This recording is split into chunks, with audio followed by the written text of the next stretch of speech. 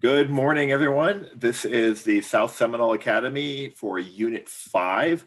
My name is Mark McCall. I'm your facilitator for this session, and I'll be helping you out tomorrow as well. We'll have the judges introduce themselves in just a moment, and then we'll ask the students to do the same. Just as a reminder on your timing, you have 4 minutes for your prepared speech, and then 8 minutes of questions for the judges, and then the judges will provide you some feedback afterward. And just so we can make sure everybody sees the timing, sometimes the time sign gets a little lost. I'm going to do a virtual background for you. So when you get to 1 minute left, it'll go green. And then when your 4 minutes and your 8 minutes are up, your time's up, you'll go yellow on that. And again, if you're not speaking, please mute your microphone. And we're excited to hear what you have to say. I'll turn it over to the judges. Great. Good morning, everybody. Welcome. My name is Candida Steele, and I'm retired as a judge on the U.S. Civilian Board of Contract Appeals. I handle federal government contract disputes around the country, and I've been with the program for about 20 years. And Lindsay? My name's Lindsay Draper. I'm retired from the juvenile court bench here in Milwaukee County, Wisconsin, and I'm just thrilled to hear what you've got to say. I'm looking forward to it. We're so excited, and congratulations to your teacher and all of you for sticking with this in this difficult year. My name is Rebecca Tinder. I'm a retired attorney from Charleston, West Virginia, and the West Virginia We the People coordinator. Great. And could you tell us who you all are and who your teacher is? Hello, my name is Diana Bastardo, and I am from South Seminole Academy, and I am representing Unit 5. My name is Laura Njikuru. I am from South Seminole Academy, and I'm representing Unit 5. And this is our teacher, Robert Adenowitz. Hi. Well, good luck with just two of you. You've got a big load to carry, don't you? I'll go ahead and read the question for the record. We're reading question 1. Quote, when a choice must be made, it is better to allow those who preach racial hate rather than to be panicked into embarking on the dangerous course of permitting the government to decide what its citizens may say and hear. Do you agree or disagree with Judge Bernard Deckard's upholding the right of Nazis to march in Skokie, Illinois? Why? What limits had the U.S. Supreme Court placed on freedom of expression? And what benefit, if any, is there from the presentation of ideas that are designed to alarm, antagonize, and offend members of society? What limits on freedom of expression, if any, should be placed on social media sites? You may begin. The quote from Judge Bernard Deckard was said in response to a Nazi group marching through Skokie, Illinois, home to many Holocaust survivors and their families. People should be able to express their views. However, there is a fine line between speaking publicly about one's views and taking physical action like the Nazi march in Skokie. Now that we have more information on mental health, it is clear that legally allowing the march was not the correct course of action to take. The people in Skokie most likely had post-traumatic stress disorder or other similar disorders, which can cause people to relive their trauma through violent nightmares or flashbacks when they experience triggers. Watching the object of their trauma pass by their windows would be a trigger for anyone. These PTSD episodes may sometimes escalate to the point where the victim can become aggressive and cause bodily harm to others and themselves. However, despite the potential dangers of the Nazi march, there are benefits to presenting ideas that are designed to alarm, antagonize, or offend members of society. Since people tend to lash out when suppressed, the feeling of suppression should be as minimal as possible. In most cases, words are just that, words. They can't do much other than hurt someone's feelings. Allowing hate speech can not only let people get their thoughts and feelings out in a safe way, it can also potentially open the door to education on certain topics.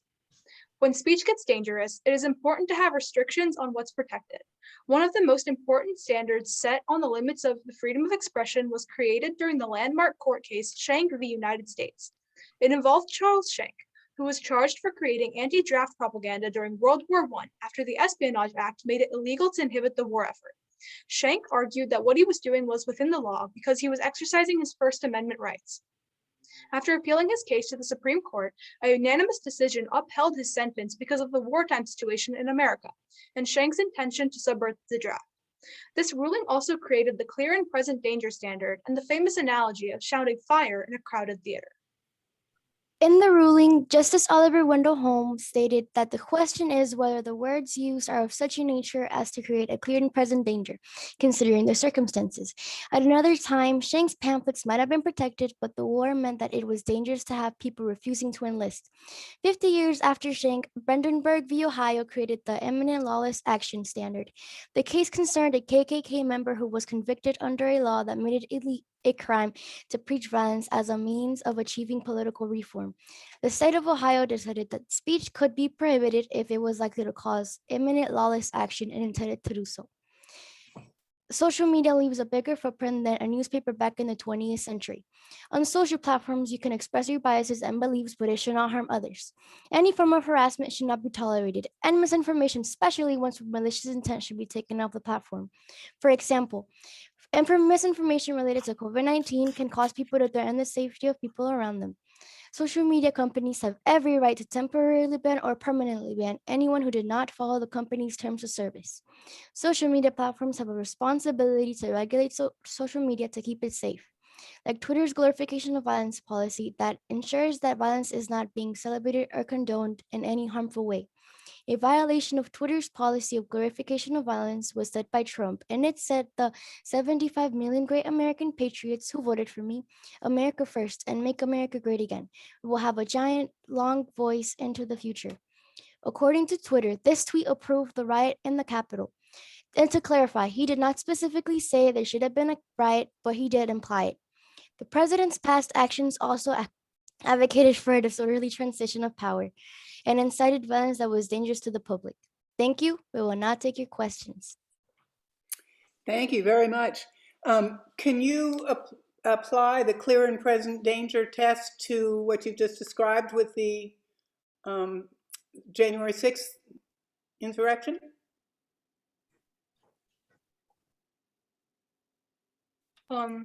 So what you're talking about Trump's tweet, correct? Right. Do you think they use So the his clear and tweet, present danger test? so his tweets advocated for, so he was spreading misinformation on the topic, saying things like "I won the election" and things like that, which caused many people to believe that was actually what happened. That caused many people who believed that to go out and violently protest against the actual event, which caused many issues like the riot on the Capitol and the defamation of public property. Like I said in my script, the clear and present danger, Trump, he didn't specifically say that there should have been a Capitol, but like I said, he did imply it. So that kind of violated like the clear and present danger because he kind of took part of the Capitol. He took part in the Capitol. So it's, yeah. Thank you. Okay, So- so I'm sorry. So do you think false information should be protected by the First Amendment? I think that misinformation that is very harmful, that because misinformation related to COVID-19 can be very harmful. Like it can be, yeah. So I think that it shouldn't be protected because if the misinformation being spread is meant to cause harm or yeah, meant to cause harm, How I do we don't, decide whether or not it's meant to cause harm? I think it could be meant to cause harm if it's clearly wrong, if like it's ignoring clear evidence of the surroundings or of the situation going on. Who's the one who gets to decide whether something is misinformation or the truth? I think you, like the person consuming the misinformation should be the one to decide whether it's true or false. They should be the one to decide if what they are seeing is correct or not based on what they've seen. I You- disagree with Diana because information, facts are clearly facts. You can't argue for or against them. Someone can argue the earth is flat all day long, but that doesn't change the fact that the earth is round. There is clear evidence, scientific proof that it's not. Misinformation like that should, I believe, it depends on the context. If it's information that is hurting us as a whole, then yes, it should be like not banned entirely, but quieted. So But if using it's- your finish, Oh no, you can go ahead. using your example of COVID, if you remember about a year ago, lots of people equated COVID with the flu. There were a lot of people who truly believed that that was what we were facing. And they responded and acted based on that. How do we determine how far they should be able to spread those things? Because they thought that was true, and maybe they still do. Do we put limits on people saying what they genuinely believe to be true? I do not believe we should put limits on those kinds of people, because then instead we should show them the actual evidence from the CDC showing that, hey, this is not the flu. This is not the flu. It is a different illness. You must respond to it in a different way. We have to show them this evidence in hopes that we can convince them that what they're believing is harmful to both themselves and others around them. I agree with Laura. Instead of banning the speech, I think we should educate on what is actual facts. And also the COVID-19 was very new, so I would understand why they would think it was the flu. But like I said, we should educate on why that might be wrong. Okay, thank you. Can you define hate speech? Hate speech has no definitive definition under US law. However, hate speech in my eyes means any speech that is targeted against a certain group. I agree with Laura. I think that hate speech is hate towards a certain minority sometimes, most of the time. Yeah. Okay. Does freedom of expression contribute to good government? And explain your answer. Yes, the freedom of expression does contribute to good government because it allows people, the people that the government is protecting, to potentially explain why they do not believe the government is doing a good job or protest for reform. I think that freedom of expression does have a good government, well, make a good government, because without freedom of expression, you wouldn't see as much people projecting their beliefs and making it fair. Like the government listening to those people would make it fair for the government. No, wait, for the people. Yeah. In your original position, causing trauma was one of the things that you believe should not be allowed by certain protests or speeches. What if I bought my house in my community because I wanted to leave certain problems behind? Doesn't that cause trauma for me if folks start marching in my neighborhood? Yes, it does. That's what I said. If were you going to say something? Oh, if the Nazis were to march in front of these trauma survivors, then that would cause them to go into a state where they would not be able to think rationally, and it would cause both injury to themselves, mentally or physically, or both, and to others potentially. Thank you. Great job. What a great job. You did a lovely job. Lindsay, do you want to start? So, sure. And okay, first off, I need to compliment you on something. People have regularly thrown out Schenck, they've thrown out Brandenburg, and sort of assumed that I knew what they were talking about, and hopefully I did.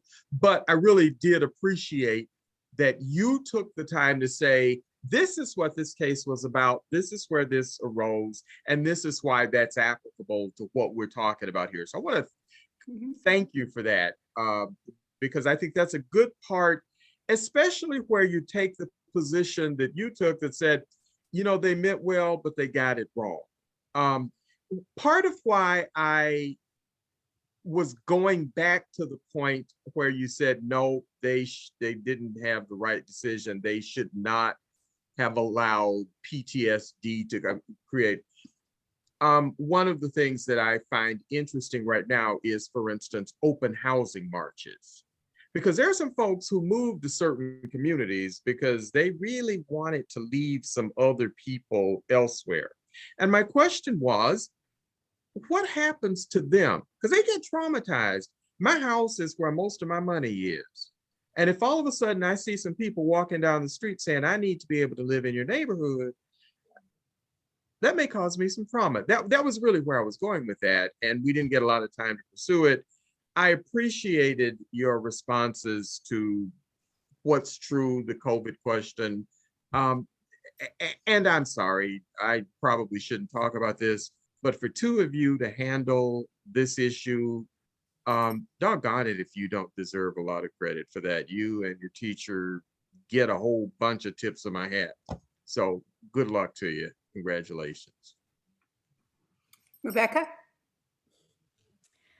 Well done. And I agree with all the comments of my co-judge that it's just phenomenal that two of you could carry on a conversation with us about these First Amendment issues for 8 minutes with just two of you responding is phenomenal. And you and your teacher should definitely be commended. I enjoyed your prepared remarks. I think you must have been fast readers because you got done so fast before our 4 minutes were up. So you might have been able to squeeze in a couple more points, but what you did provide us was very good. I liked that you were really thinking about the issues and whether malicious intent would play a role, whether harm could play a role. And I think those are really interesting issues for us to explore as we talk about the First Amendment. We don't always think about those things. I also like that you could disagree with some things that are going on, and you explained why you could disagree with those things. That you were able to say there is no definition of hate speech in the US, that we haven't defined that. I would liken it to pornography. We know it when we see it, but we can't really put our hands on a good definition of that. So I think you were struggling with the same things all of us struggle with in this First Amendment arena, and it was showed, and you did an excellent job. I agree. That was really a lovely job. Thank you. And I concur with both my fellow judges here.